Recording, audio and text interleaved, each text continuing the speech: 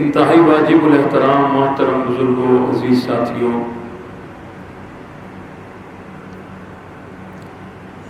ربیع الاول کا بابرکت مہینہ جاری و ساری ہے۔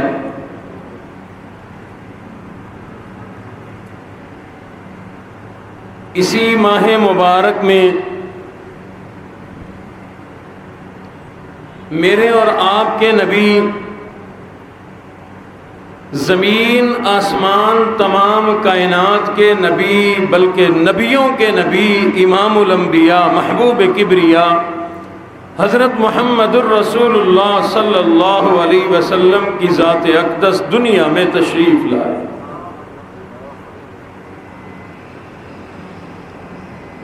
آج سے 1450 سال پہلے کا وہ زمانہ جب حضور علیہ السلام دنیا میں تشریف لائے، رب کائنات نے تمام نبیوں کو ہی بڑی عظمت، فضیلت، شان، مرتبہ اور مقام عطا فرمایا، لیکن ان کی عظمتیں، ان کی شان، ان کی فضیلت، ان کا مقام لوگوں کو دنیا میں آنے کے بعد پتہ چلا کہ یہ اللہ کا نبی ہے۔ اللہ نے انہیں معجزہ عطا فرمایا، اللہ نے انہیں کمال جمال عطا فرمایا۔ تمام نبیوں کے لیے اصول یہی، تمام پیغمبروں کے لیے قاعدہ یہی، دنیا میں آئیں، دنیا میں رہیں، 40 سال کی عمر کے ہوں، اللہ تاج نبوت اوڑھائیں تو لوگوں کو ان کی عظمت کا پتہ چل جائے۔ لیکن پروردگار عالم نے ہمارے نبی رسول اللہ صلی اللہ علیہ وسلم کی عظمتوں کے پرچار کا یہ انداز نہیں بنایا کہ دنیا میں آئیں تو لوگوں کو پتہ چلے، دنیا میں ہوں تو لوگوں کو پتہ چلے، جوان ہوں تو لوگوں کو پتہ چلے، سر پہ تاج نبوت اوڑھایا جائیں تو پتہ چلے۔ نہیں نہیں، ابھی دنیا میں آئے کوئی نہیں، لوگوں کو پتہ ہے۔ ابھی دنیا میں تشریف آوری ہوئی نہیں، لوگوں کو حضور علیہ السلام کے نام مبارک کا پتہ ہے۔ آخری نبی بنیں گے، لوگوں کو پتہ ہے۔ آنے سے پہلے کی تو کیا بات کروں، آدم علیہ السلام کب آئے انہیں بھی پتا تھا کہ آخری نبی رسول اللہ صلی اللہ علیہ وسلم ہے۔ اور آدم علیہ السلام کی پیدائش تو چلو اس وقت ہوئی کہ جب جنت بن گئی، زمین بن گئی، نظام کائنات بن گیا، انہیں اس وقت پتا چلا۔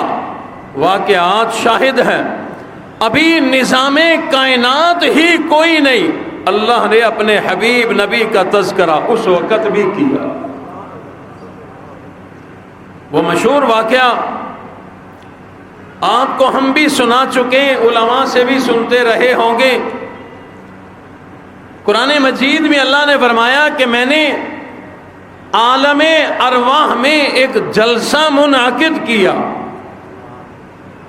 مولا بندے تھے کوئی نہیں، جلسے میں آیا کون؟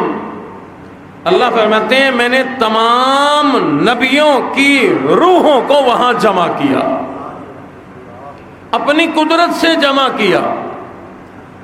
جلسہ سننے والے سامعین تمام انبیاء ہیں، مہمان خصوصی رسول اللہ ہیں، اور منعقد کرنے والے خود اللہ ہیں۔ اور جلسہ ہے عظمت اور سیرت النبی صلی اللہ علیہ وسلم۔ آج ہمارے ہاں جب کوئی جلسہ سیرت کا ہوتا ہے تو وہاں حضور کی عظمت کی باتیں ہوتی ہیں۔ رب کائنات نے وہاں عالم ارواح میں تمام نبیوں کی روحوں کو جمع کر کے جلسہ کر لیا، اور تمام کے تمام نبیوں کی روحوں کو مخاطب کر کے عالم ارواح میں ارشاد فرمایا وَإِذْ أَخَذَ اللَّهُ مِيثَاقَ النَّبِيِّينَ۔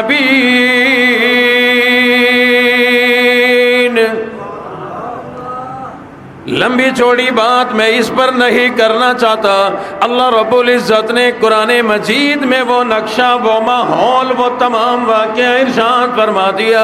تمام نبیوں کی روحوں کو جمع کر کے رب کائنات نے تمام نبیوں کی روحوں سے وعدہ لیا کہ تم دنیا میں جاؤ گے، تاج نبوت تمہیں اڑھایا جائے گا، تمہیں بڑی عظمتیں ملیں گی، اپنی نبوت کا بھی پرچار کرو گے، میں اللہ کی توحید کا بھی اعلان کرو گے، لیکن وعدہ کرو اپنے اپنے زمانے میں میرے حبیب نبی کا تعارف بھی لوگوں کو کراتے جاؤ گے۔ ابھی دنیا نہیں بنی، زمین آسمان کوئی نہیں، شمس و قمر کا نظام کوئی نہیں۔ اللہ رب العزت نے اس وقت اپنے حبیب نبی کا ذکر خیر کیا، لیکن میں آپ کو ذرا اس سے بھی پہلے لے جانا چاہتا ہوں۔ بڑے عجیب واقعات تاریخ اور سیرت کی کتابوں کے اندر موجود ہیں۔ علماء اکرام نے لکھا ابھی رب کائنات نے کوئی چیز نہیں بنائی، کوئی شے نہیں بنائی، ایک بھی مخلوق نہیں بنائی گئی، ابھی فرشتے بھی کوئی نہیں، جبرائیل امین بھی کوئی نہیں۔ روایات میں ہے حضور علیہ السلام نے ارشاد فرمایا رب کائنات نے یہ نظام کائنات بنانے سے 2 لاکھ سال پہلے مجھے نبی بنا دیا تھا۔ آپ کہیں گے بڑی عجیب سی بات ہے، نبی تو بنتے ہیں دنیا میں آئے 40 سال کی عمر میں نبوت ملتی ہے۔ یہی بات سمجھانے کے لیے ایک مشہور حدیث شریف آپ نے بارہا سنی ہوگی۔ حضور علیہ الصلوۃ والسلام نے ارشاد فرمایا میں اس وقت بھی نبی تھا جب آدم علیہ الصلوۃ والسلام کا وجود کوئی نہیں۔ ایک روایت میں ہے آدم علیہ الصلوۃ والسلام گارے اور مٹی کے، پانی اور مٹی کے درمیان ہے، وہ گارا ہی نہیں بنا جس سے آدم کا وجود بنایا گیا۔ فرمایا کہ وہ ابھی مٹی اور پانی کے درمیان ہے، ابھی گارا بن رہا ہے، اس وقت اللہ نے مجھے نبی بنا دیا تھا۔ کیسے بنایا، کس شکل میں بنایا، ہمیں معلوم کوئی نہیں، اس کی تفصیل ہمیں پتہ کوئی نہیں۔ ایک روایت میں ہے حضور علیہ الصلوۃ والسلام نے ارشاد فرمایا رب کائنات نے نظام کائنات بنانے سے پہلے جبرائیل کو بھی بنانے سے 9 لاکھ سال پہلے میرا نام محمد رکھ دیا تھا۔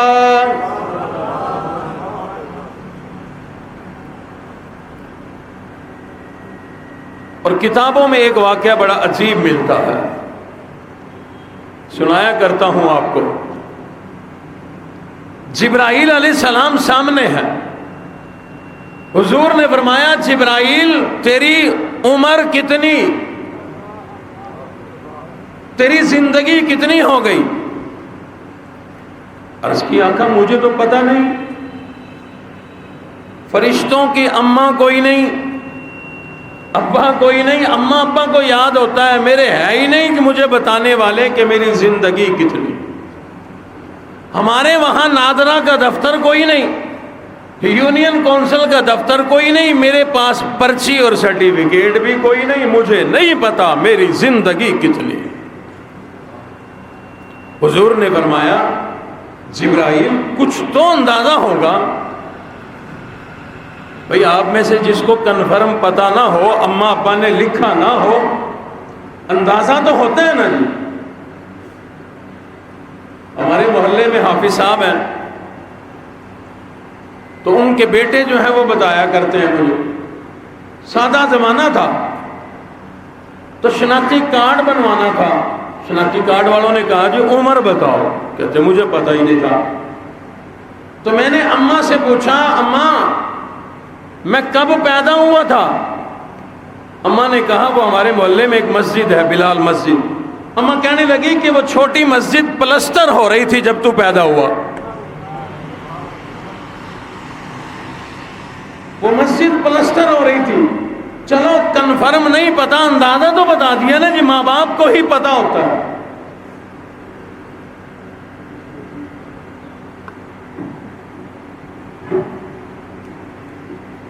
ماں باپ 100% نہیں تو کچھ نہ کچھ تو رلتی ملتی بات بتاتے ہیں، کچھ نہ کچھ تو اندازہ ہوتا ہے۔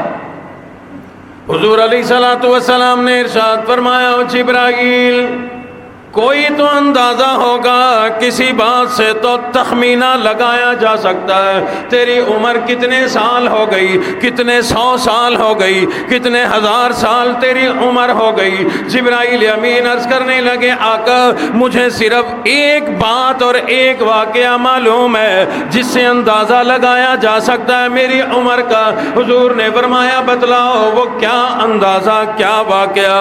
عرض کرنے لگے آقا میں چوتھے حجاب میں ایک ستارہ چمکتا دیکھا کرتا تھا، 70,000 سال کے بعد وہ ستارہ ایک مرتبہ نظر آتا تھا۔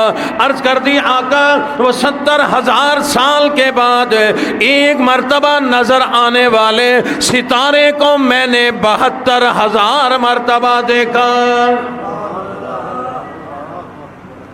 گھر جا کر اندازہ لگا لینا کیلکولیٹر پر، 70,000 سال کے بعد ایک مرتبہ ستارہ نظر آئے. عرض کر دی آقا میں نے 72,000 مرتبہ اس ستارے کو چمکتے دیکھا.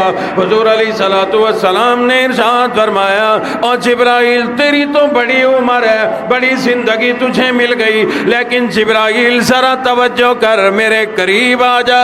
کہنے لگے امام الانبیاء اور جبرائیل مجھے میرے رب کی قسم ہے جس ستارے کو 70,000 سال بعد چمکنے والے کو تو نے 72,000 مرتبہ دیکھا, وہ کوئی اور نہیں, وہ میں ہی تھا.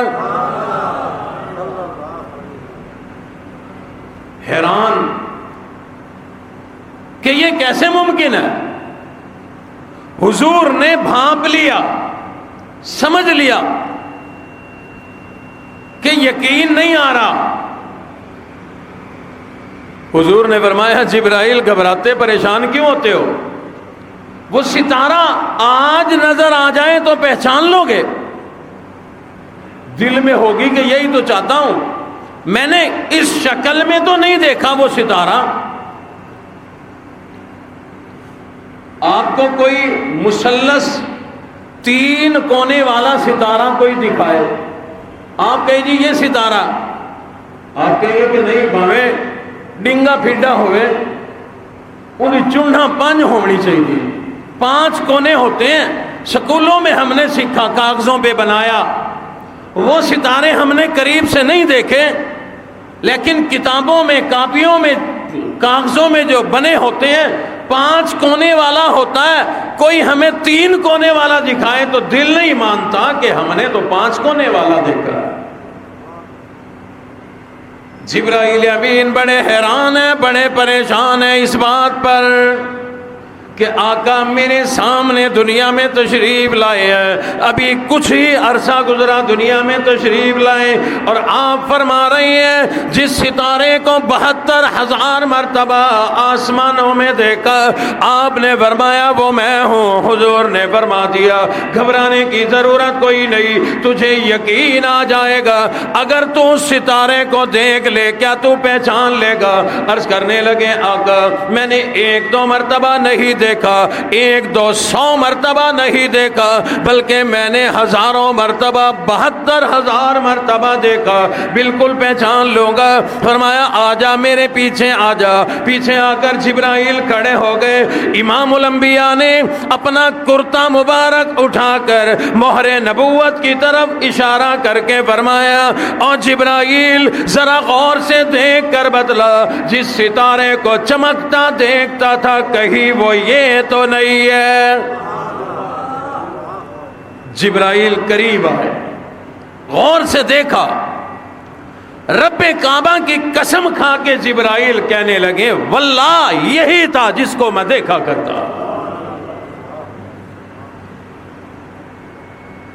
یعنی وہ ستارہ اس وقت اللہ نے چمکایا.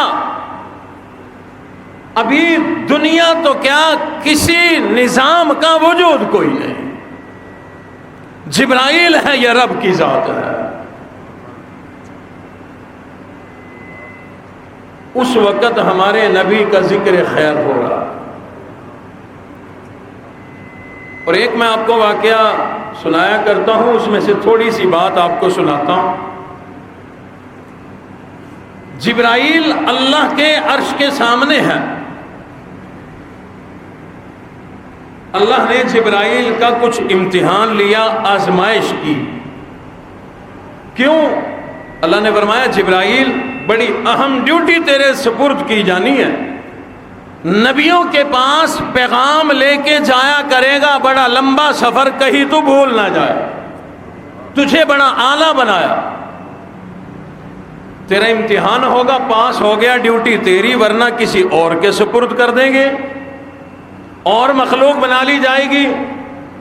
اللہ نے بڑے اہم سوالات پوچھے, جبرائیل نے بالکل صحیح جواب دے دیا. یہ واقعہ اس وقت کا ہے, ابھی زمین آسمان ہی نہیں بنا, بلکہ واقعات میں ہے.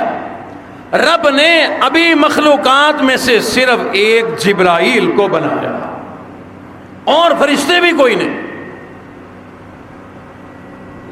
اللہ نے امتحان لیا, پاس ہو گئے. اللہ نے فرمایا جبرائیل امتحان میں تم پاس ہو گئے، اصول یہی ہے جو پاس ہو جائے انعام دو، میں انعام دینے لگا ہوں، انعام وہ ملے گا جو تم خود مانگو گے۔ سمجھ گئے دریائے کرم جوش میں ہے، پتہ نہیں یہ موقع کبھی دوبارہ ملتا ہے یا نہیں ملتا۔ درخواست کر دی مولا اگر کچھ دینا چاہتے ہو، دل میں تھا کہ زمین بنے گی، نبی بنیں گے، انبیاء رسول پیغمبروں کو بڑی عظمتیں ملیں گی۔ عرض کی مولا اگر کچھ دینا ہی ہے تو مجھے یہ دے دیجئے، آپ کی قدرت اور عظمت کو تو کوئی پہنچ نہیں سکتا، لیکن آپ کی جو مخلوقات ہیں ان تمام مخلوقات میں مجھ جبرائیل کو سب سے اعلیٰ بنا دو، سب سے اعلیٰ بنا دو۔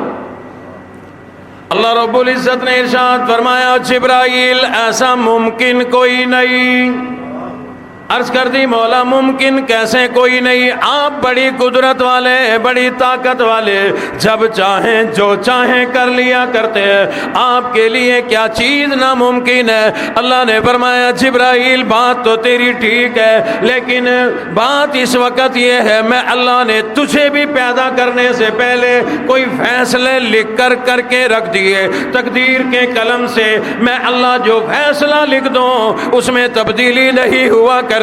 فرمایا لا تبدیل لکلمات اللہ، ان میں تبدیلی کوئی نہیں۔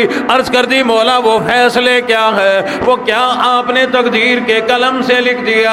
اللہ فرماتے ہیں سب سے پہلا فیصلہ میں نے یہ لکھا، تم چاہتے ہو میری تمام مخلوقات میں سب سے اعلیٰ بن جاؤ، سب سے عرفہ بن جاؤ۔ عرض کر دی مولا ہاں میری یہی تمنا۔ فرمایا رب کائنات نے اور جبرائیل میں نے تقدیر کے قلم سے سب سے پہلے یہی بات لکھی کہ میں اللہ کے بعد میری تمام مخلوقات میں اگر کوئی سب سے اعلیٰ ہے تو وہ کالی کملی والا ہے۔ نعرہ تکبیر، نعرہ رسالت، ختم نبوت، صحابہ کرام، شہداء کرام، اہل بیت، قاری محمد بلال حنیف، قاری محمد حنیف، نعرہ تکبیر۔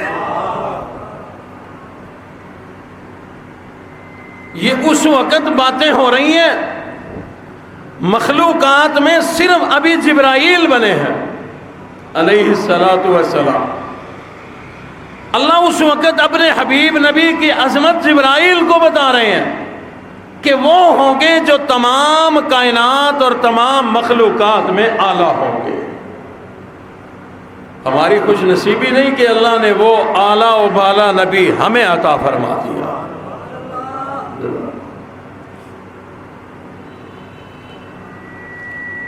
آدم علیہ السلام کا زمانہ ابھی شروع ہو رہا۔ ان کا زمانہ شروع کب ہوا؟ جب ان کی آنکھ کھلی دنیا والی۔ بچہ جب دنیا میں آتا ہے پہلی جب آنکھ کھولتا ہے بچہ تو یہ اس کا زمانہ شروع ہو جاتا ہے۔ حضور علیہ السلام نے فرمایا اے عمر جانتے ہو آدم علیہ السلام کے ساتھ کیا معاملہ بنا تھا؟ عرض کی آقا ارشاد فرمائے آپ جانیں یا آپ کا اللہ جانے؟ حضور نے فرمایا اللہ نے منع کیا تھا آدم علیہ السلام کو لا تقربا هذه الشجرہ، اس درخت کے قریب نہیں جانا۔ انسان نسیان سے ہے، انسان کہتے ہیں نا جی خطا کا پتلا ہے، غلطی ہو جاتی ہے۔ اس کا مطلب ہے آدم علیہ السلام بھی اللہ نے انسانوں میں سے بھیجے، غلطی ہو گئی، بھول سے کھا بیٹھے، جہاں سے منع کیا تھا جا بیٹھے، بھول ہو گئی بھول۔ اللہ ناراض ہوئے، آسمانوں سے جنت سے زمین پر بھیج دیا۔ آپ کہیں گے جی علماء سے ہم نے تو مسئلہ سنا ہے کہ بھول چوک معاف ہے، بھول کے پانی کی پوری بوتل پی جاؤ روزہ نہیں ٹوٹتا، ہاں نہیں ٹوٹتا، بھول کے رج کے روٹی کھا لو رمضان کا روزہ نہیں ٹوٹتا، بالکل صحیح بات ہے۔ بھی جب ہمیں اتنی چھوٹ ہے تو حضرت آدم کو چھوٹ کیوں نہیں ملی؟ یاد رہے بھول میں فرق ہوتا ہے۔ بھول کے 2 لیٹر پانی پی جا روزہ نہیں ٹوٹے گا، لیکن بھول کے نماز میں اگر بول پڑا کسی کے ساتھ تو نماز ٹوٹ جائے گی۔ بھول میں فرق ہے۔ اور پھر امتی کی بھول اور چیز ہے، نبی کی بھول اور چیز ہے۔ اللہ نے ہمیں سمجھانے کے لیے اور یہ دنیا بسانے کے لیے آدم علیہ السلام کو زمین پر بھیجا۔ روایات میں ہے 3000 سال تک، ایک روایت میں ہے 40,000 سال تک آدم علیہ السلام آنسو بہاتے رہے، زمین پر اللہ سے معافی مانگتے رہے، مولا میری اس بھول کو معاف فرما دے۔ بالآخر رب کائنات نے فتلقى آدم من ربه کلمات، اللہ رب العزت نے کلمات سکھائے کہ یہ کلمات بولو گے تو تمہیں معافی مل جائے گی، توبہ قبول ہو جائے گی۔ قرآن مجید گواہی دیتا ہے رب کائنات نے جملے سکھائے، لوگوں یہ جملے دل کی تختی پہ لکھ کے لے جاؤ، یہ رب کائنات کو بڑے پسند ہے۔ یہ جملے آدم علیہ السلام نے بولے، رب نے انہیں بھی معاف کر دیا، اگر صدق کے دل سے ہم بھی بولیں گے ہمیں بھی معافی مل جائے گی۔ اللہ نے جملے سکھائے، آدم یہ بولتے رہو، اس انداز میں معافی مانگتے رہو۔ فرمایا ربنا ظلمنا انفسنا وان لم تغفر لنا وترحمنا لنكونن من الخاسرین۔ یہ جملے بولتے رہے بالآخر رب کو رحم آیا، رب کو ترس آیا، رب نے معافی عطا فرما دی۔ لیکن روایات میں حدیث شریف میں ایک بات اور ملتی ہے، آدم علیہ السلام نے یہ دعا بھی پڑھی ربنا ظلمنا، اور ساتھ میں ایک دن رب کے سامنے جھولی پہ لائی، مولا اپنے حبیب نبی محمد کے وسیلے سے مجھے معاف کر دیجئے۔ حضور نے فرمایا جس دن حضرت آدم نے یہ جملہ بولا، اللہ نے فرمایا غفرت لک، میں نے معاف کر دیا۔ ایک جملے پہ فرمایا میں نے معاف کر دیا۔ لیکن اللہ رب العزت نے ارشاد فرمایا اے آدم تم نے کیسے جانا، کیسے پہچانا یہ عظیم ہستی ہے، یہ میرا حبیب نبی، تمہیں ان کا تعارف کیسے ہو گیا؟ آدم علیہ السلام نے عرض کر دی مولا جب میرا زمانہ شروع ہوا، میری یہ دنیا والی آنکھ کھلی، جنت کا ماحول تھا، جنت کا نظارہ تھا، لیکن میری پہلی نظر آپ کے عرش کے اوپر پڑی جہاں لکھا ہوا تھا لا الہ الا اللہ محمد الرسول اللہ۔ میں نے اسی وقت جان لیا تھا جس ہستی کا نام آپ نے عرش کے اوپر لکھا، جس ہستی کا نام آپ نے اپنے نام کے ساتھ لکھا، یقیناً کوئی آپ کی محبوب ہستی ہے، عظیم ہستی ہے۔ اسی لیے مجھے آج وہ جملہ یاد آیا، آج وہ کلمہ مجھے یاد آیا، آج وہ نظارہ یاد آیا، میں سمجھ گیا آپ کسی کے واسطے مجھے معاف نہ کریں گے، اگر مجھے معافی ملے گی تو آپ کے حبیب نبی کے وسیلے سے ملے گی۔ اللہ نے فرمایا یا آدم غفرت لک، اسی تیرے جملے پہ میں نے تجھے معافی عطا فرما دی۔ ایک تو آدم علیہ السلام کو پہچان اس وقت ہوئی، تعارف اس وقت ہوا حضور علیہ السلام کا، اور ایک موقع اور بڑا عجیب، آدم علیہ السلام کی شادی ہے، مجمع میں جتنے بیٹھے ہیں ایسے جو تڑپتے ہیں ترستے ہیں اللہ سب کی کرا دے. دیکھ شادی شدہ ڈھیلی آمین کہتے ہیں. اے اللہ تمہاری بھی دو دو کرا دے. مثنا و ثلاثہ و رباع.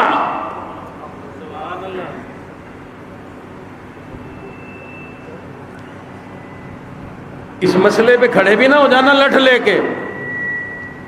گھر کی چار دیواری میں تیری ہر بات مانی جائے گی، لیکن مثنا و ثلاثہ و رباع یہ نہیں مانا جائے گا.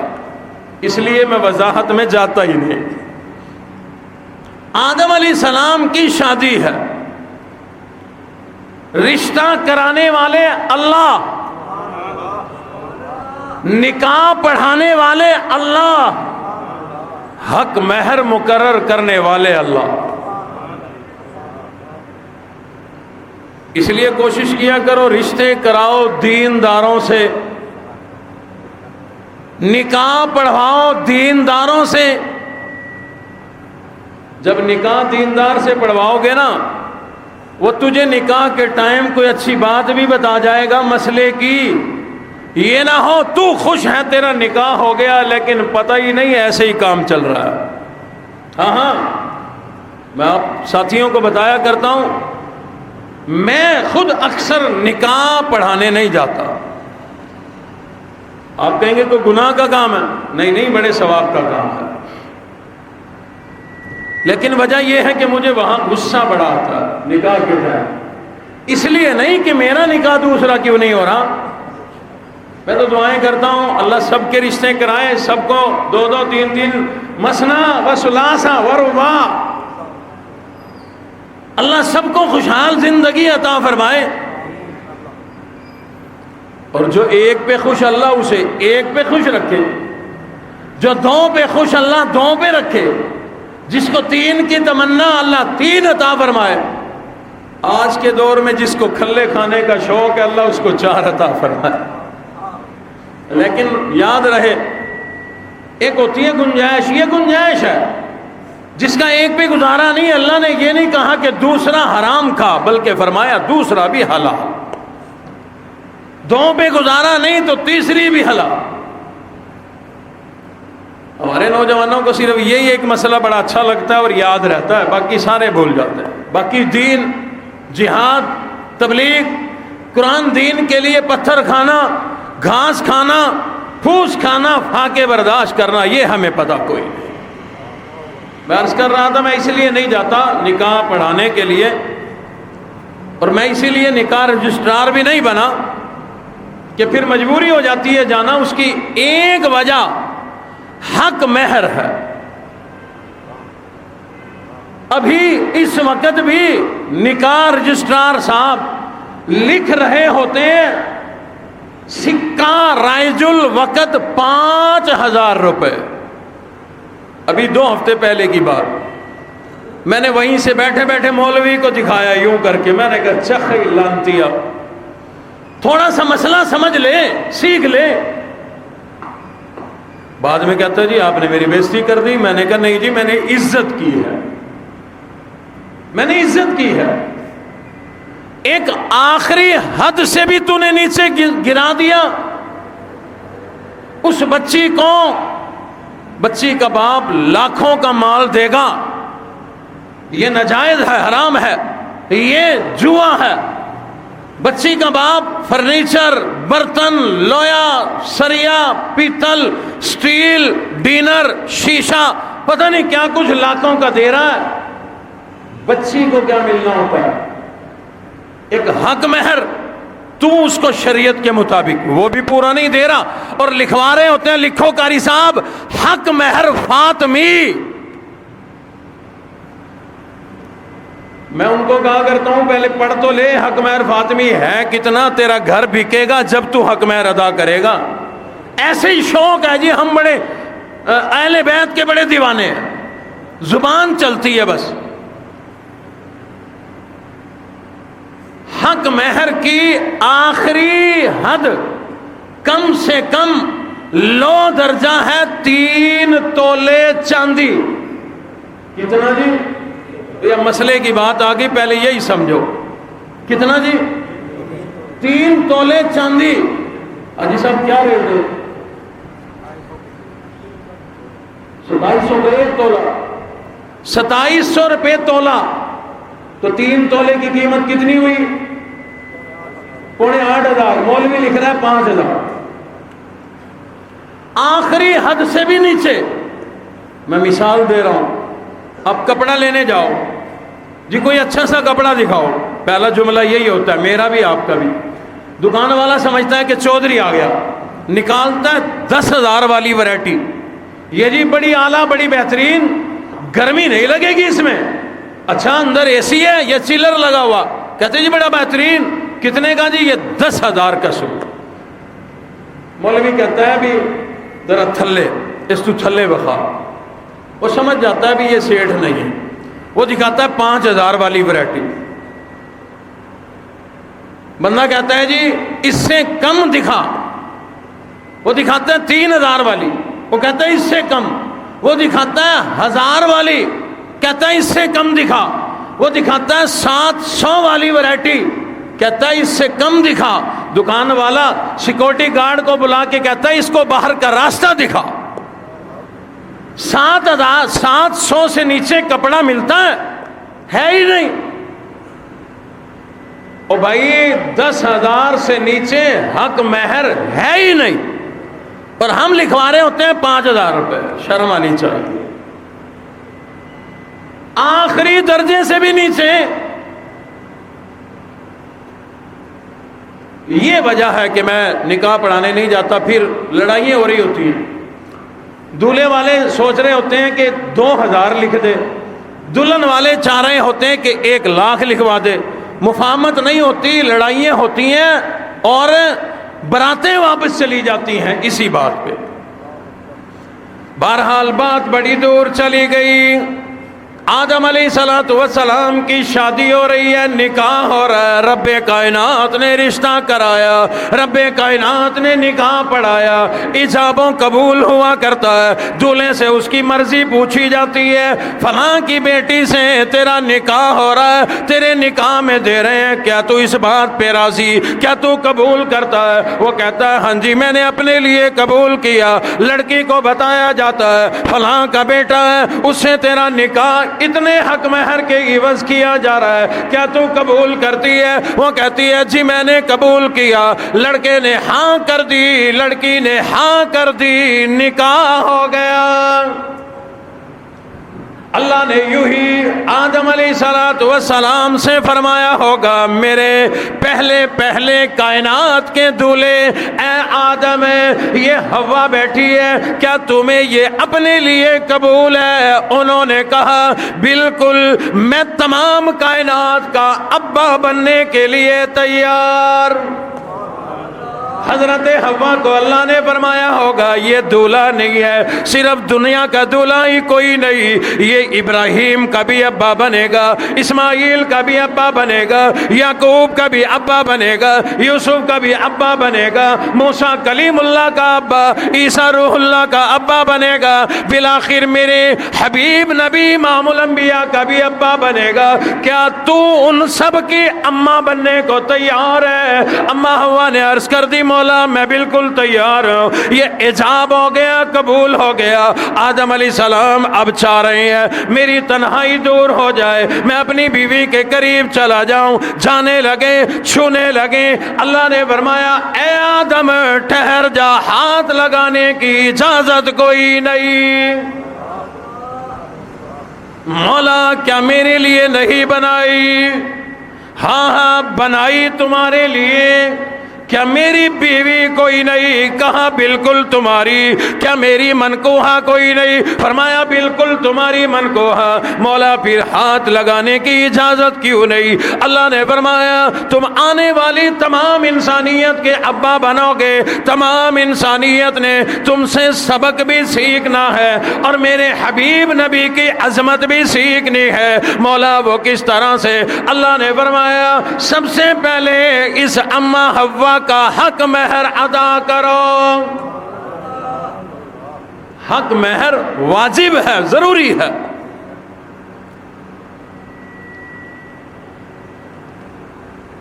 اللہ نے فرمایا پہلے حق مہر. مولا جنت بھری پڑی ہے سونے سے، ہیرے جواہرات سے، سبز یاقوت اور سرخ موتیوں سے، ان میں سے جو چیز بھی آپ فرمائے میں حق مہر دے دوں، تحفہ دے دوں، ہدیہ دے دوں، ان کے حوالے کر دوں، کیا یہی کافی ہو جائے گا؟ اللہ نے فرمایا نہیں نہیں، تم ابو البشر ہو، تمام انسانیت کے ابا ہو، تمہارا حق مہر بڑا نرالا ہوگا. مولا ارشاد فرمائے، اللہ نے فرمایا تمہارا حق مہر یہ ہے 10 صلوات علی نبینا، میرے حبیب نبی امام الانبیاء محبوب کبریا حضرت محمد الرسول اللہ صلی اللہ علیہ وسلم کی ذات اقدس پر یہاں کھڑے کھڑے 10 مرتبہ درود پاک پڑھ دو، حق مہر ادا ہو جائے گا. اللہ اکبر، کیا حق مہر ہے.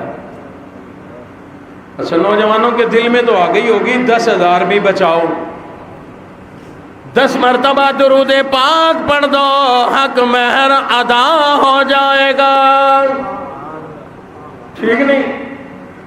ہاں ہو جائے گا، مسئلہ یہ ہے ادا ہو جائے گا، لیکن اس بات پر حق مہر لینے والی راضی ہو. او بھائی دولہا صاحب نے دیے 10,000 بیگم کو، بیگم نے کہا میں نے اللہ کی رضا کے لیے معاف کیے، رکھ لے. وہ واپس آ گئے، اب دیے بھی نہیں اور ادا بھی ہو گئے نا. اگر تیرے پیسے بھی نہیں گئے، حق مہر ادا ہو گیا تو درود پاک سے ادا نہیں ہوگا. وہ راضی ہو اس بات پہ کہ میں نہیں لیتی، بس ہو گیا.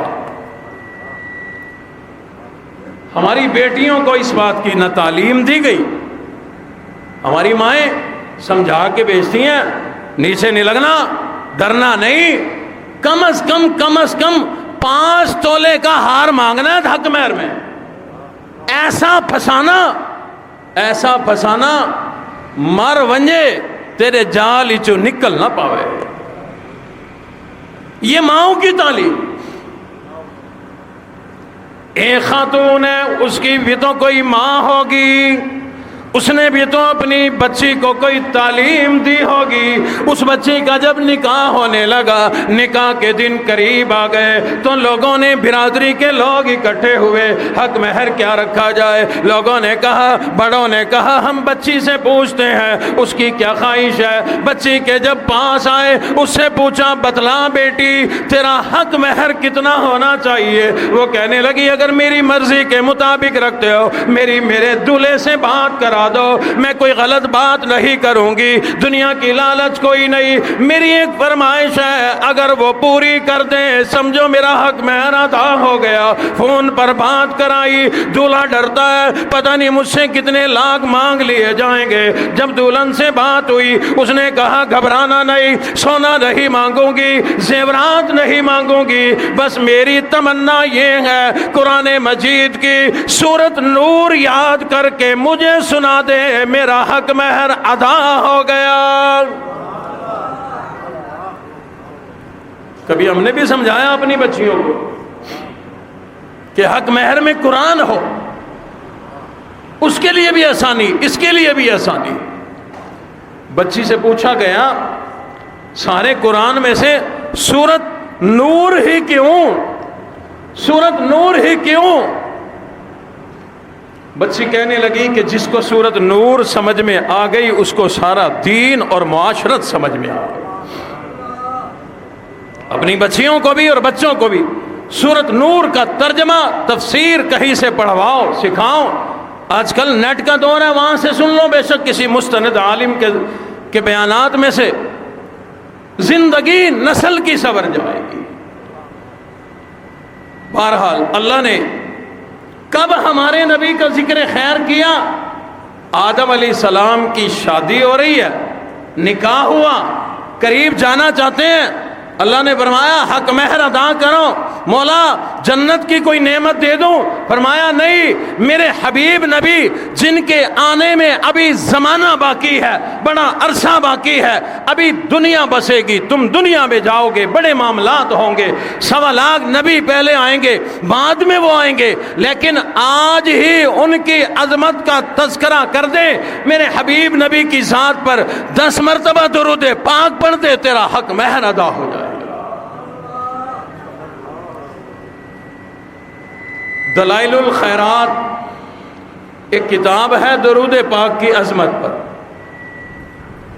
ابو عبداللہ سلیمان جزولی رحمت اللہ علیہ نے ایک حدیث نقل کی ہے، حضور علیہ السلام نے فرمایا کہ جب کوئی امتی اپنے گھر، دکان، فیکٹری، مزدوری، کھیتی باڑی، پہاڑ کی چوٹی پر بیٹھ کر مجھ پر درود پڑھتا ہے، بھیجتا ہے، فرشتے وہاں سے لے کر چلتے ہیں، مجھے میرے روضے میں پہنچاتے ہیں، نام لیتے ہیں، آقا آپ کے فلاں امتی فلاں کے بیٹے نے یہ درود آپ کو پیش کیا ہے۔ توجہ ہے، بڑی قیمتی بات، اللہ آپ کی محبت میں دل میں ڈالتے رہتے ہیں۔ آپ نے درود پاک پڑھا، میں نے پڑھا، ابھی جب گفتگو شروع ہوئی، بیان شروع ہوا، ہم نے سب نے مل کے درود پاک پڑھا۔ اب فرشتے لے کر جا رہے ہیں، ادھر سے گزرے، یہاں آگے کھیت آتے ہیں، کھلیان آتے ہیں، درخت آتے ہیں، آگے جا کر بلوچستان کا پہاڑی سلسلہ شروع ہو جاتا ہے، پھر ایران کے پہاڑ، وہاں اور اس طرح سے چیزیں، یوں چلتے چلتے چلتے مدینہ منورہ میں وہ پیش کر دیا گیا ہے۔ اور جو قیمتی بات وہ یہ، حضور علیہ السلام نے فرمایا وہ درود پاک جب زبان سے نکل کر چلتا ہے نا، میں نے سفر کا تھوڑا سا اندازہ بتایا آپ کو، یوں چلتا ہے، خشکی تری، یہ حدیث کے الفاظ کا ترجمہ، فرمایا ہر خشکی تری جہاں کہیں سے بھی وہ درود پاک گزرتا ہے، ہر چیز اس درود پاک کے پڑھنے والے کے لیے رحمت کی دعائیں کرتی ہے۔ ایک روایت میں حضور علیہ السلام نے ارشاد فرمایا جب کوئی آدمی میرے اوپر ایک مرتبہ درود پاک پڑھتا ہے، کائنات میں جتنے فرشتے موجود ہیں، تمام کے تمام فرشتے، جتنے بھی فرشتے ہیں، زمین کے فرشتے، آسمان کے فرشتے، کرامن کاتبین فرشتے، جتنے بھی کائنات میں فرشتے ہیں، تمام فرشتے مل کر اس درود پاک پڑھنے کے لیے رحمت کی دعا کیا کرتے ہیں۔ میں نے بڑی آسانی سے کہہ دیا، آپ لوگوں نے بڑی آسانی سے سن لیا، یہ اتنا آسان اور اتنی معمولی بات کوئی نہیں۔ 7 ارب لوگ دنیا کے اندر موجود ہیں، ان کے ساتھ 2 فرشتے روزانہ موجود ہیں، 14 ارب فرشتے یہی ہو گئے۔ حدیث شریف میں ہے جہاں کہیں اللہ اور اس کے رسول کے تذکرے کی محفل سجی ہو، مجلس لگی ہو، فرشتے آ کر چاروں طرف سے گھیر لیتے ہیں۔ کتنے فرشتے ہوں گے؟ فرمایا ان کے سروں سے لے کر عرش تک فرشتوں کا تانتا بن جایا کرتا ہے۔ کتنے فرشتے ہوں گے؟ حضور علیہ السلام نے فرمایا آسمانوں پر 7ویں آسمان پر بیت المعمور ہے، فرشتے اس کا طواف کیا کرتے ہیں، 70,000 فرشتے اس کا طواف روزانہ کرتے ہیں۔ جس کی ایک مرتبہ باری آ جائے قیامت تک دوبارہ باری نہیں آیا کرتی۔ کتنے فرشتے ہیں؟ امام الانبیاء کا روضہ اطہر مدینہ منورہ میں ہے، حدیث شریف میں حضور نے فرمایا 70,000 فرشتے صبح آتے ہیں درود و سلام پڑھنے کو، 70,000 شام کو آتے ہیں۔ جو ایک مرتبہ آ گیا اب قیامت آئے گی، اس فرشتے کی باری نہیں آئے گی۔ کائنات میں کتنے فرشتے؟ حضور علیہ السلام نے فرمایا جو ایک مرتبہ درود پاک پڑھے، زمین آسمان کے تمام فرشتے مل کر اس بندے کے لیے مغفرت اور رحمتوں کی دعا کیا کرتے ہیں۔ ہر بگڑا کام درود پاک سے حل۔ ہر مشکل حل. مجھے تو بھائی جو بھی ملتا ہے نا میں اس کو یہی کہتا ہوں. رات میں سفر پہ تھا، ساتھی محبت میں کہنے لگے جی میری فلاں مشکل. میں نے کہا استغفار پڑھو، درود پاک پڑھو. ایک نے کہا میں بڑا پھنسا ہوا ہوں. میں نے کہا استغفار پڑھو، درود پاک پڑھو. تو بھائی اس وظیفے سے بڑا وظیفہ کوئی نہیں.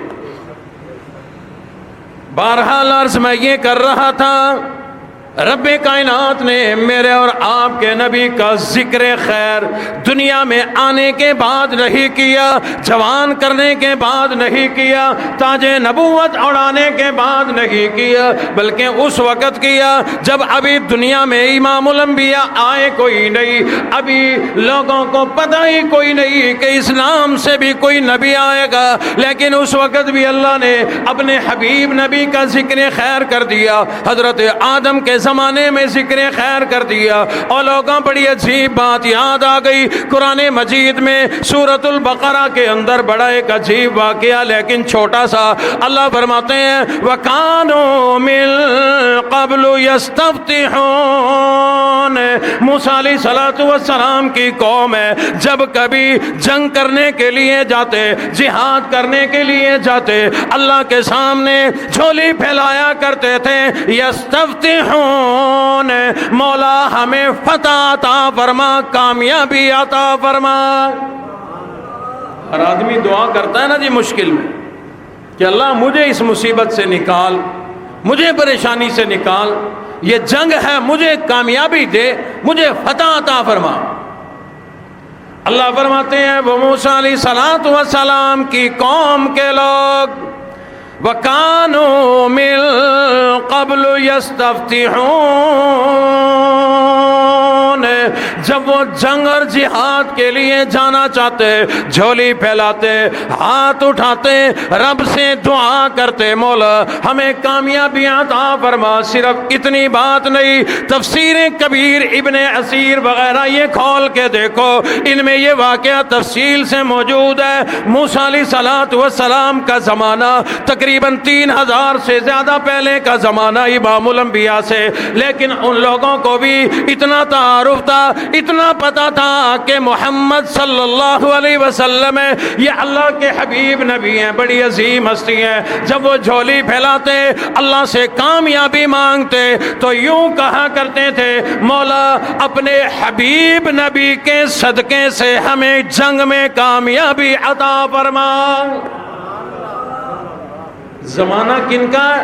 موسیٰ علیہ السلام کا. زمانہ موسیٰ کا. چاہیے تھا جھولی پھیلاتے مولا اس کلیم اللہ کے واسطے سے دعا کرتے ہیں ہمیں کامیابی دے. نہیں جانتے تھے ٹھیک ہے رب کائنات نے موسیٰ کلیم اللہ کو بڑی عظمت عطا فرمائی، بڑی شان عطا فرمائی، تاج نبوت اڑا دیا، نئی شریعت نئی کتاب عطا فرمائی. صاحب شریعت ہے، صاحب کتاب ہے، لیکن قوم نے ایک دن دیکھا موسیٰ کلیم اللہ جھولی پھیلائے کھڑے ہیں. مولا ٹھیک ہے آپ نے مجھے بڑی عظمت عطا فرما دی، آپ نے مجھے بڑی شان اور فضیلت عطا فرما دی، لیکن مولا یہ تاج نبوت لے لو، یہ کتاب لے لو، یہ شریعت لے لو، یہ امت لے لو، تمام عظمتیں یہ دی ہوئی واپس لے لو، لیکن اپنے حبیب نبی کا مجھے امتی بنا دو. اللہ نے فرمایا ساری عظمتیں مل گئی، زندگی مل گئی، وجود مل گیا، آپ ان کے امتی نہیں بن سکتے، ان کے امتی تو یہ بنیں گے. قوم سمجھ گئی کہ ان سے بھی کوئی عظمتوں میں زیادہ ہے. پوچھا کن کے امتی بننا چاہتے ہو اے کلیم؟ کہا اللہ نے مجھے اس امت کی عظمت بتائی ہے، حضور کی امت کی عظمت بتائی ہے، تو میرے دل میں آ گیا کہ جب امت کی اتنی بڑی شان ہے تو امام الانبیاء کی کیا شان ہوگی. اس لیے قوم کے لوگ جھولی پھیلاتے مولا کامیابی دے، اور محمد الرسول اللہ صلی اللہ علیہ وسلم کے وسیلے سے کامیابی عطا فرما. اور واقعات میں لکھا ہے ابن کثیر نے لکھا کہ جب بھی وہ اس واسطے سے دعا مانگ کر جہاد کے لیے گئے اللہ نے ضرور بالضرور کامیاب کر دیا۔ ان لوگوں کو ہمارے نبی کی عظمت اور فضیلت کا پتہ تھا، آج تک امتی کو پتہ نہ چلا، امتی کو پتہ نہ چلا۔ رب کائنات نے اس قدر عظیم نبی ہمیں عطا فرمایا جنہیں تمام نبیوں سے اعلیٰ بنایا، آدم علیہ السلام سے بھی اعلیٰ، شیس علیہ السلام سے بھی اعلیٰ، نوح علیہ السلام سے بھی اعلیٰ، تمام 1.25 لاکھ نبیوں کی خوبیوں کا مجموعہ بنا دیا۔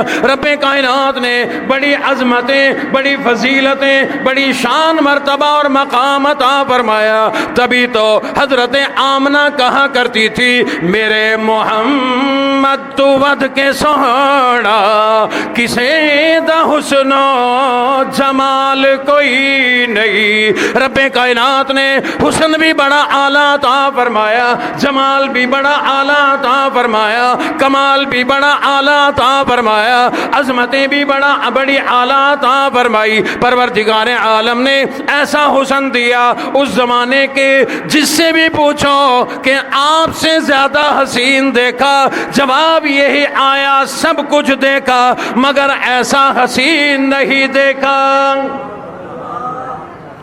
اما حلیمہ نے بھی تو یہی جواب دیا تھا۔ میں جا کے پوچھیا اما حلیمہ کوئی سونا مدنی تو ڈھیر ہووے، جواب ملیا ادیم کملا کسے بھی جمیا بال کوئی نہیں۔ یہی بات پھر جبرائیل امین نے بھی کہہ دی تھی، جبرائیل نے بھی یہی کہا میں نے بڑا کچھ دیکھا، بڑا کچھ دیکھا۔ جبرائیل امین کہنے لگے کہ میں نے زمین دیکھی، میں نے آسمان دیکھا، میں نے فرش دیکھا، میں نے عرش دیکھا، میں نے مشرق دیکھی، میں نے مغرب دیکھی۔ کہنے لگے آفاق ہا گردید ام مہرے بتاں ورزید ام بس یار خوباں دید ام لیکن تو چیزیں دیگری۔ عرض کرنے لگے آقا میں نے ہر چیز دیکھی، جہان دیکھا، فرش دیکھا، عرش دیکھا، بڑے بڑے حسین و جمیل دیکھے، بڑے بڑے معجبین دیکھے، اگر میں نے زمین آسمان میں کوئی چیز نہیں دیکھی تو آپ جیسا حسین نہیں دیکھا۔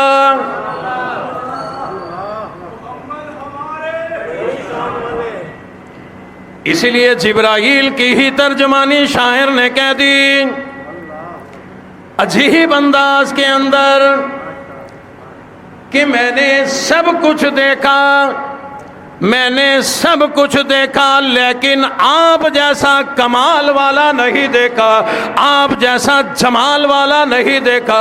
حقیقت بات ہے رب کائنات فرماتے ہیں ایسا حسین، ایسا جمیل، ایسا معجبین، ایسی عظمتوں والا او لوگو او جبرائیل میں نے دوسرا بنایا ہی کوئی نہیں، تم دیکھتے کیسے؟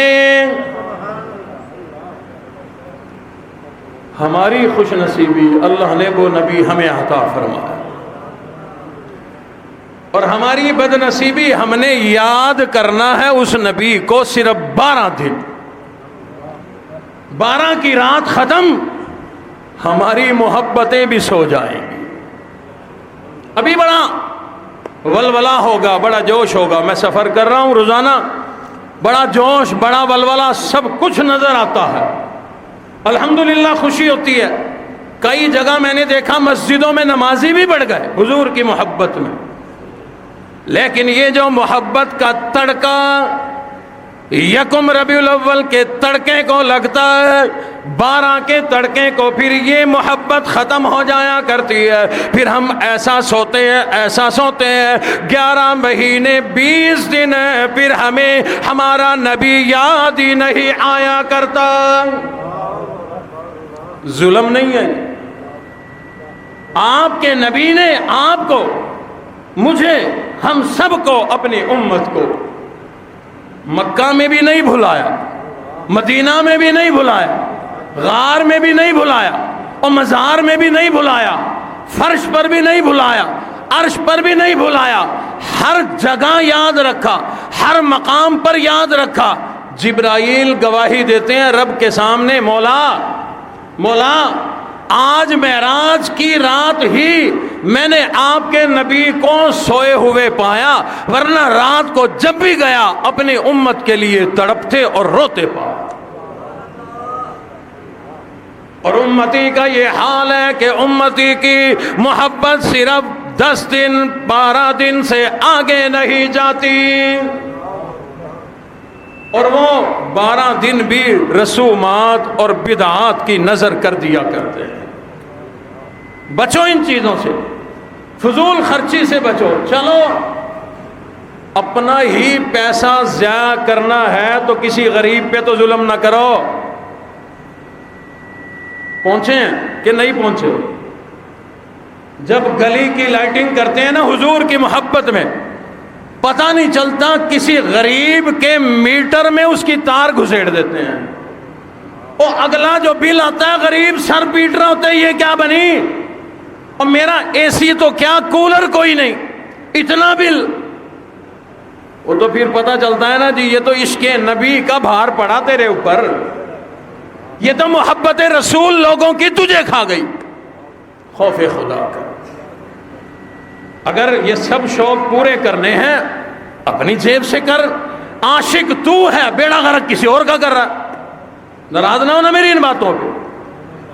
اگر دیکھو تیرا ذوق ہے کہ نبی کی محبت میں ان دنوں میں میں لنگر چلاؤں، تو مارکیٹ کے غریب دکاندار کو مجبور نہ کر، تجھے نہیں پتا اس کے گھر کا کیا حال ہے۔ فون ہمیں آتے ہیں، ہم سے لوگ پوچھتے ہیں قاری صاحب کیا کریں، انجمن تاجران کے لوگ مجبور کر رہے ہیں کہ حصہ ملاؤ، حصہ ملاؤ۔ میرے حالات آپ کو پتا، میں نے کہا مجھے پتا ہے مارکیٹ کا صدر اندھا، وہ اپنی دکان کے میٹر میں کیوں نہیں لگاتا، وہ لوگوں کے میٹروں میں کیوں لگاتا ہے؟ تاجران کا صدر یہ لنگر کیوں نہیں چلاتا، غریبوں کی گردن کیوں دباتا ہے؟ اور صدر دی بھی موجاں لگ جاندیاں نے، جی میں حکومت پاکستان ملک دا صدر ہے نا، اودیاں بھی موجاں تے انجمن تاجران دے صدر دی بھی موجاں۔ کیویں؟ لنگر دے نا تے پیسہ جو کٹھا کیتا نا، اسٹیمیٹ ہے گا سی 30,000 دا، کٹھے ہو گئے 50,000، موجاں ہی موجاں۔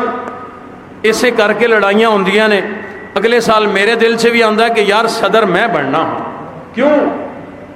محرم سے بھی 20,000 بچت، ربیع الاول سے بھی بچت، پھر کوشش ہوندی ہے کہ ہر مہینے کوئی نہ کوئی کام ہوندا رہے، روڑا ہوندا رہے، تاکہ 20-30,000 دی بچت ہوندی رہے۔ یہ تو ایک چھوٹی سی مارکیٹ کا حال ہے، آگے چلو کیا ہوتا ہوگا۔ ہمارے مہمان آئے ہوئے فیصل آباد سے، ناراض نہ ہو جائیں۔ میں ان کی فیصل آباد کی تحصیل ہے چک جھمرا، وہاں گیا، ربیع الاول کی 11 تاریخ اور 12 کی درمیان کی رات تھی۔ وہاں اتنی زبردست گلیوں میں لائٹنگ سجائی گئی جیسے دلہن کی سیج کا کمرہ، بڑی۔ میں نے بعد میں لوگوں کا ساتھیوں کو کہ یہ اتنا خرچہ، کہتے جی گلیوں کا مقابلہ ہوتا ہے، مقابلہ ہوتا ہے، 10 لوگوں کی یہ گلی ہے، 10 کی یہ ہے، 10 کی وہ، پھر جج آتے ہیں، فیصلہ کرتے ہیں کہ یہ گلی پہلے نمبر پہ، یہ دوسرے نمبر پہ، یہ تیسرے نمبر پہ، بس انعام نہیں ملتا۔ یہ پہلا نمبر، جن کا پہلا نمبر وہ پورا سال ناچتے ہیں جی ساڈا پہلا نمبر، ساڈا پہلا نمبر، بس اس ٹپوسیے مارنے ناچنے کے چکر میں کہ ساڈا پہلا نمبر۔ اور اللہ کے بندے، تو کہتا ہے ساڈا پہلا نمبر، اور کہتے ہیں ساڈا، کوئی کہتے ہیں علی دا پہلا نمبر، اس کا مطلب ہے کہ سب مغالطے میں ہے، کسی کا پہلا نمبر نہیں، پہلا نمبر میرے نبی کا ہے، سب سے پہلے ہمارے نبی کا نمبر ہے، اور ان کے بعد کوئی نمبر لینے کی کوشش نہ کرے۔ حیرانگی کی بات یہ، انہی ساتھیوں نے مجھے بعد میں بتایا، حافظ عرفان صاحب، مجھے انہوں نے بتایا کہ قاری صاحب ظلم یہ ہے کہ 12 دن یہ گلیاں جو سجتی ہیں، ان گلیوں کی لائٹنگ کی بجلی چوری کی ہوتی ہے، اور آنکھو جی پہلا نمبر۔ منائیں خوشی. ہمیں بھی خوشی ہے، ہمیں بھی خوشی ہے کہ اللہ نے ہمارے نبی کو دنیا میں بھیجا، ہمارے لیے بھیجا. ہمارے شان تو دیکھو، ہمارا مرتبہ تو دیکھو، ہمارا مقام تو دیکھو. لیکن اس کے لیے میں خوش ہو کر شراب پیوں؟ نہیں، منع ہے. میں کوئی اور اس طرح کی حرکت کروں؟ نہیں، منع ہے. تو پھر اس خوشی میں کرنا کیا ہے؟ یہ دن ہے نا جی، اس لیے 2-4 منٹ لے رہا ہوں آپ کے. ہم نے پھر خوشی کیسے منانی؟ اگر تو مالدار ہے، علاقے میں نظر دوڑا، کوئی یتیم، کوئی بیوہ، کوئی مستحق، بجلی کا بل نہیں بھرا جا رہا غربا سے، فاقوں سے مر رہا ہو، تو اپنے نبی جن کی تجھے خوشی ہے ان کی زندگی دیکھ، پتہ چلے گا. ہمارے نبی پتہ بھی نہیں چلنے دیتے تھے، خاموشی سے کسی غریب کا تعاون کر دیتے تھے. تو نبی کی یہ سنت اپنا کے تعاون کر دے، اللہ تجھے 100 شہیدوں کا ثواب عطا فرمائے گا. ایک سنت پر عمل ہو جائے گا، اور نبی کی محبت میں جب تو یہ کام کرے گا، اللہ تجھے اور زیادہ نبی کا پکا عاشق بنا دیں گے. اور کوشش کرو، خوشی مناؤ، درود پاک کی کثرت کرو، درود پاک کی کثرت کرو. یہ وہ کام ہے جو میرا اللہ بھی کرتا ہے، جو میرا اللہ بھی کرتا ہے. وہ کام کرو جو اللہ خود کرتے ہیں، اللہ کے فرشتے کرتے ہیں. اور اللہ نے ہمیں حکم دیا کہ اے ایمان والو، تم بھی میرے نبی پر درود پڑھو، میں تمہاری مغفرت بھی کروں گا، رحمت بھی فرماؤں گا. دنیا آخرت کی ہر چیز کے لیے تمہیں درود پاک کافی ہو جائے گا. میں نے اپنا فرض ادا کر دیا، اس مہینے کی خوشی منانے کا طریقہ بتا دیا. دین آسان ہے، دین لنگروں میں نہیں ہے، دین کسی جھنڈے اور جھنڈی کا محتاج نہیں ہے. ناراض نہ ہونا مجھ پر کہ مولوی نے ہماری مخالفت کی. میں الحمدللہ کسی کا مخالف نہیں، کسی کا مخالف نہیں. بھئی رات کو جب ہم کہیں جاتے ہیں ہمیں جگمگ جگمگ لائٹیں مل جاتے ہیں، میں ان کا مخالف کیوں ہوں گا؟ بجلی میری تھوڑی چوری ہوئی ہے، اس علاقے والے کی ہوگی، وہی روئے گا، میں کیوں رہوں؟ تو میں کسی کا مخالف نہیں. ہم تو حق ادا کرتے ہیں، سمجھاتے ہیں. تیرے پاس لنگر کے پیسے نہیں، خوشی منانی ہے، درود پاک پڑھ. تو لنگر والے سے بھی آگے نکل جائے گا. تو مجبور آدمی ہے، کوئی اور خرچہ کرنے کا تیرے پاس سرمایہ نہیں. درود پاک پڑھ، تو چودھریوں سے بھی آگے نکل جائے گا. اور ان کی صرف زبان پہ ہوگا کہ میں عاشق رسول ہوں، اللہ تجھے سچا عاشق رسول بنا دیں گے. اللہ ہم سب کو عمل کرنے کی توفیق عطا فرمائے.